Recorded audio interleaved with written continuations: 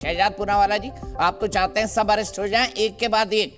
List भी बता दिए राघव चड्ढा ने कि देखिए इसके बाद हेमंत सोरेन होंगे, फिर तेजस्वी यादव होंगे, फिर मीसा भारती होंगी, फिर उसके बाद हेमंत सोरेन। देखिए दीपक जी, आज जब सुप्रीम कोर्ट से लेकर लोअर कोर्ट तक कोई इनको राहत नहीं देता तो ये भ्रष्टाचारी बचाओ आंदोलन बन चुका है, जिनका नारा है करेंगे हम मिलकर भ्रष्टाचार, बनाएंगे इसको अपना शिष्टाचार। कोई पकड़ेगा, कोई कार्रवाई करेगा तो चिल्लाएंगे अत्याचार अत्याचार और खेलेंगे विक्टिमहुड कार्ड। बताइए, अगर ये कहते कि हम टारगेट कर रहे हैं नेताओं को, तो एक मान्यवर स्टेटमेंट सुनाता हूं। कर दो एसीबी, अगर तुमसे जांच नहीं होती तो जांच करानी है, सोनिया गांधी को गिरफ्तार करो, 2 दिन उसका इंटेरोगेशन करो, देखो पता चले। सोनिया गांधी को गिरफ्तार करने की बात तो अरविंद केजरीवाल जी कह रहे थे, चलिए वो छोड़ दीजिए, अभी जो हमारे साथ मोहतरमा बैठी है उनका स्टेटमेंट सुनाता हूं, सुनिए। ये एक अलग मामला है। हम इस मंच से 2 ही बातें कहना चाहते हैं। ये शराब का मामला है, ये शिक्षा का मामला नहीं है। शराब की बात हो रही है, शिक्षा पर छुपने का काम मत कीजिए। शराब की बात हो रही है, शराब घोटाले का बात है। मनीष सिसोदिया जब गिरफ्तार हुए तब दिल्ली कांग्रेस ने जगह जगह पोस्टर भी चिपकाए। अब सुप्रिया जी बता दे शराब घोटाला हुआ नहीं हुआ। सुप्रीम कोर्ट ने कहा मनी ट्रेल भी मिल गया। कई महीनों से विजय नायर, संजय सिंह और मनीष सिसोदिया को बेल नहीं मिल रही, कोर्ट भी हमारे साथ शामिल है। चलिए तीसरी बात मैं बता देता हूं, यह स्टेटमेंट है अजय माकन का। 100 करोड़ की घूस ली है अरविंद केजरीवाल ने, चलिए उसको भी छोड़ देते हैं। ये कहते कि हम टारगेट कर रहे हैं ना एजेंसीज के द्वारा, तो यह है स्टेटमेंट आम आदमी पार्टी का। जरा जूम कीजिए कैमरा पर्सन। आम आदमी पार्टी ने जब छत्तीसगढ़ में ईसीईडी ने कार्रवाई की थी भूपेश बाघेल की सरकार के ऊपर कि उन्होंने शराब घोटाला किया, आम आदमी पार्टी ने प्रेस कॉन्फ्रेंस किया और स्टेटमेंट दिया, Chhattisgarh liquor scam case, ED should arrest CM Bhupesh Baghel. अब बताइए कि ईडी जो है वहां पर ठीक काम करती है और दिल्ली में ठीक काम नहीं करती आम आदमी पार्टी के लिए, और कांग्रेस के लिए छत्तीसगढ़ में गलत काम करती है परंतु दिल्ली में बहुत ठीक काम करती है। ये पोस्टर चिपकाते हैं और 14 पार्टियां मिलकर गई थी ना कोर्ट में, सुप्रीम कोर्ट में, कि ईडी इस प्रकार से काम कर रही है, हमें टारगेट किया जा रहा है। तो बताइए कि वहां से क्या निकला? सुप्रीम कोर्ट ने तो आपको बाहर भेज दिया। और जो अरविंद केजरीवाल ने सोनिया गांधी के बारे में कहा था उस समय पर सही कहा था या आज जो है वो उन्होंने अपनी स्टेटमेंट चेंज कर दी है? गजेंद्र जी बताए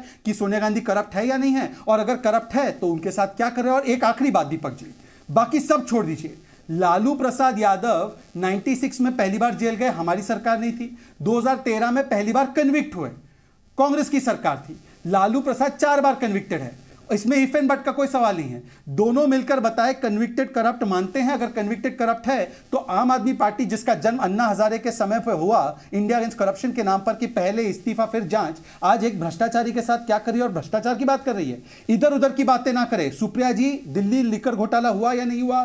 छत्तीसगढ़ में ईडी सही काम कर रही है गजेंद्र जी? और दोनों मिलकर बताओ लालू जी करप्ट है, 4 बार कन्विक्टेड, हाँ या ना? नहीं, मैं तो आपके सवालों का जवाब देने आई थी, भारतीय जनता पार्टी के सवालों का जवाब देने यहाँ पर थोड़े ही आई हूँ। आप सवाल पूछिए। मेरा बड़ा सीधा सवाल है भाई, शहजाद पूनावाला ने आपसे कहा, मैंने तो ये सवाल इसलिए नहीं पूछा ताकि आपको बोलने के 20 सेकंड ज्यादा मिल जाए। कोई बात नहीं, मैं भूमिका के साथ सवाल पूछ देता हूं। शहजाद पूनावाला ने आपके एक बयान का हवाला दिया और आरोप लगाया कि आपने कहा था भाई शराब घोटाला है, शिक्षा के पीछे मत छुपिए। क्या आप अपने पुराने बयान पर कायम है? मैं सबसे पहले तो एक सवाल पूछना चाहती हूं कि जुलाई 2023 में सुप्रीम कोर्ट ने ऑर्डर देकर कहा था कि ईडी के डायरेक्टर को बार बार एक्सटेंशन क्यों दिया जा रहा है?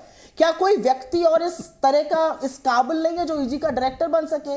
सेंट्रल गवर्नमेंट ने उस बात को माना था, लेकिन आज भी ईडी डायरेक्टर चेंज नहीं हुआ। आज हम 1 नवंबर 2023 को बात कर रहे हैं। तो मुझे यह जानना है कि अगर वो इलीगल था तो सरकार ये इलीगैलिटी क्यों करती जा रही है? सरकार इस बात का जवाब जरूर दे, ये पहली बात। दूसरी बात, मैं यहां पर कुछ आंकड़ों के साथ, मैं बददिमागी की बातें और बदजुबानी नहीं करती हूं, आंकड़े रख देती हूं। 2014 के बाद से एनफोर्समेंट डायरेक्टरेट, जो कि अब भाजपा का फ्रंटल और घटक दल भी बन चुका है और हर उस राज्य में जाएगा जहां पर चुनाव होंगे और हर उस व्यक्ति के पीछे पड़ेगा जो या तो मोदी जी या राजा के तोते अदानी का गला पकड़ेगा, वहां पर मैं पूछना चाहती हूं कि ईडी के केसेस में कितनी बढ़ोतरी हुई? ईडी के केसेस 4 गुना हुए और ईडी के 95% केसेस जो हैं वो विपक्ष के ही खिलाफ है। चलिए कोई बात नहीं, सावन में सब इनको हरा ही दिख रहा है, ये भी सही है। लेकिन जो हेमंत बिस्व शर्मा है, जो नारायण राणे हैं, जो शुवेंदु अधिकारी हैं, जो येदुरप्पा हैं, जो रेड्डी ब्रदर्स हैं, जो वो तमाम लोग हैं जिनके खिलाफ ईडी के केसेस थे, उन्होंने ऐसी कौन सी वॉशिंग मशीन और सर्फ से अपने दाग और धब्बे धोए हैं कि आज जब उन्होंने भाजपा का दामन थाम लिया तो ईडी उनके खिलाफ बोलती ही नहीं है, समन ही नहीं जाते हैं, केस ही नहीं होता है। और अंत में मैं एक बात कह के अपनी बात खत्म करती हूं। ये ईडी का डर ना उन लोगों को दिखाएगा जो डर जाते हैं। कांग्रेस में और हम लोग आपके फालतू के समन से और ईडी की गीदड़ धमकियों से डरते नहीं है, और खास तौर से तब जब सुप्रीम कोर्ट कह चुका अपने डायरेक्टर को चेंज करिए और आप वो भी नहीं कर रहे हैं। मुझे पता नहीं क्या फंसी हुई है। मैं अंत में एक बात कह के अपनी बात खत्म करती हूं, और वो बात कहनी जरूरी है।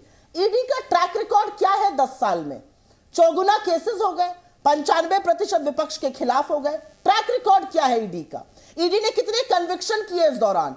आपने लोगों को जेल में रखा, आपने हमारे लीडर चिदंबरम जी को भी जेल भेजा, आपने डीके शिव कुमार जी को भी जेल भेजा। और यह भी सत्य है कि जहां जहां जिस राज्य में भाजपा अटकती है, जहां पर हार सामने नजर आती है, उसमें भौखलाहट और घबराहट से ये वो करती है।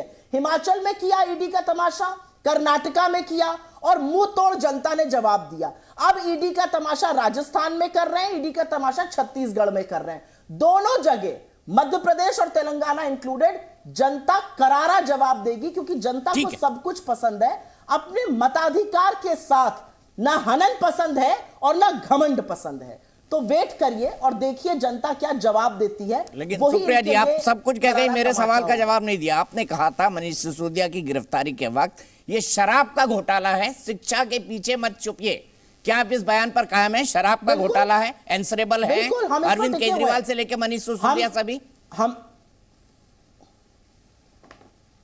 हम बिल्कुल इस बात पर टिके हैं कि जिस दौरान कोरोना काल में नरेंद्र मोदी दीदी और दीदी नमस्ते ट्रंप और मध्य प्रदेश की चुनी हुई सरकार गिरा रहे थे, उसी दौरान अरविंद केजरीवाल जी की सरकार ने यह गलत काम किया था।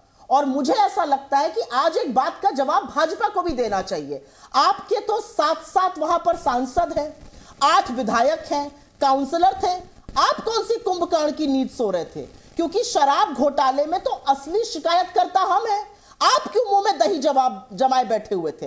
आपने क्यों तब कुछ नहीं किया? आपको वो घोटाला क्यों नहीं नजर आया? आज सवाल इस बात का है। और अंत में एक बात और कहूंगी, हर बात के बाद, हर शिकायत के बाद, हर केस के बाद कानून में bail is the norm and jail is an exception. आज की तारीख में पीएमएलए के कानून को सिर पे खड़ा करके जेल में लोगों को सरने के लिए छोड़ दिया जाता है। ईडी के पास सबूत नहीं होते और बेल जो नॉर्म है वो लोगों को मिलता नहीं है। और इस बात की हम बिल्कुल पुरजोर पैरवी करते हैं कि बेल मिलनी चाहिए, जिससे कि कानूनी प्रक्रिया थोड़ी पारदर्शिता से चल सके। ठीक है। जी न्यूज़।